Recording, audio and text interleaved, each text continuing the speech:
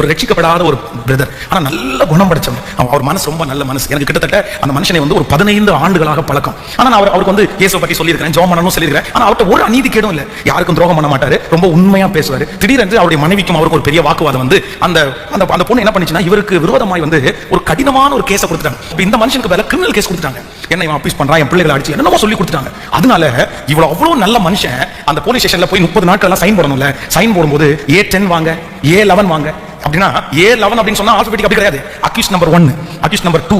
அப்போ இந்த A10 வாங்க அப்படின்னு கூப்பிடும்போது அப்படி இருந்தே அப்படியே அங்கேயே உடையுமாமா. பாஸ்டர் என்ன அக்யூஸ்ட் 10 அப்படின்னு கூப்பிடுறாங்க, என்னால ஒண்ணுமே நிரூபிக்க முடியல. நான் வந்து ஒரு நாள் நான் கல்யாணம் முடிச்சிட்டு வந்து ஒரு நாள் கூட என் மனைவிட்ட நீ என்ன போட்டுட்டு வந்தேன்னு கூட நான் கேட்கல. ஆனா என் மனைவி வந்து இவன் என்ன வரதட்சணை டார்ச்சர் பண்றான் அப்படின்னு கேஸ் கொடுத்துருக்கா. எனக்கு 20 லட்சம் ரூபாய் வரதட்சணை வாங்கினாங்கன்னு கேஸ் கொடுத்துருக்கா. என்னால தப்பிக்க முடியல. ஒரு நாள் நான் போய் நின்று அந்த கோர்ட்ல நின்று அந்த ஜட்ஜி பேசுறாரு. அப்ப அந்த ஜட்ஜ் வந்து பேசும்போது ஒருத்தன் அவரை பார்த்து அந்த கூண்டங்கிற ஒருத்தன் வந்து ஒரு கேள்வி கேட்டாராம். இது ஒரு வார்த்தை சொல்றான். சொன்ன உடனே அவர் கூட்டம் உட்கார வச்சிட்டாராம் அந்த பெட்டிக்குள்ள. அந்த நாள் முழுக்க அந்த மனுஷன் வந்து அந்த ரூமுக்குள்ளே உட்கார்ந்திருந்தாராம். அவங்க கொடுக்குற பனிஷ்மெண்ட். சோ என்னுடைய நியாயத்தை கூட அந்த கூண்டுல இருந்து நான் எடுத்து சொன்னேன் அப்படின்னு சொன்னா ஏத்துக்க விட மாட்டாங்க பாஸ்டர். நானும் அந்த கூண்டுல தான் உட்காரணும். அதனால ஒவ்வொரு நாளும் அவங்களுக்கு முன்னாடி போய் நின்று கை கட்டிட்டு அப்படியே ஒரு அக்யூஸ்ட் மாதிரி வர்றேன்.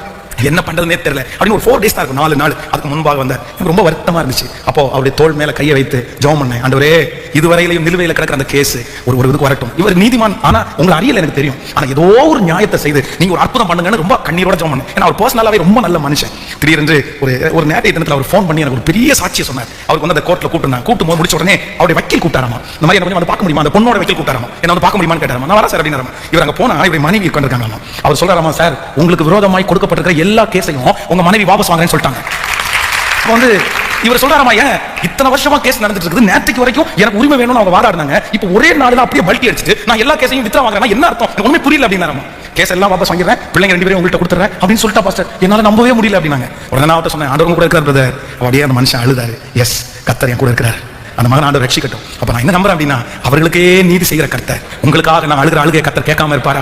உங்களுக்காக ஜெபிக்கிற ஜெபத்தை கேட்காம இருப்பாரா? இந்த செய்தியை ஆயத்தம் பண்ணினதுல இருந்து என் மனசு ஒண்ணு மட்டும் தான் சொல்லுது, இந்த சத்தத்தை கேட்கிறவங்க எல்லாருக்கும் ஆண்டவர் என்ன பண்ணணும் அப்படின்னு சொன்னா, தீவிரமாய் யோசேப்பை எப்படி காவல் கிடங்குல இருந்து வேகமா வாப்பா, அவசரமா வாப்பா, ராஜாவனை அழைக்கிறாரு. அவன் அன்று காலையில இருந்தும் அப்படிதான் எதிர்பார்த்துட்டு இருக்கிறான். என் தேவனாகிய கர்த்தர் அப்படி ஒரு நாளை நியமித்தது போல வார்த்தையை கேட்கும் போதே ஹல்லேலூயா, தீவிரமாய் கால்களிலே கட்டப்பட்டிருக்கிற கட்டுகள் அவிழ்ந்து உன்னை ராஜா கூப்பிடுறாரு, ராஜா கூப்பிடுறாரு. உன் சோதனையின் காலம் முடிந்தது, உன்னுடைய இழப்பின் காலம் முடிந்தது, நீ கூண்டுக்குள்ளே இருந்தது போதும், நீ கொடுக்கப்பட்டது போதும். ஹல்லேலூயா, கர்த்தர் உன்னை புடமிட்ட நாட்கள் முடிந்தது, கர்த்தர் உனக்கு கொடுத்த வாக்கை இப்பொழுது நிறைவேற்றுகிற காலம் வந்தது என்று யோசேப்புக்கு சொன்ன கர்த்தர் இந்த சத்தத்தை கேட்கிற பிள்ளைகளுக்கு இப்பொழுது கரங்களை தட்டி அந்த வார்த்தைக்காக ஹல்லேலூயா. நிறைய பேர் அழைத்து வரப்படுகிறார்கள், உங்களுடைய பிள்ளைகள் அழைத்து வரப்படுகிறார்கள், உங்களுடைய குடும்பம் அழைத்து வரப்படுகிறது. ஆமென், ஆமென், ஹல்லேலூயா.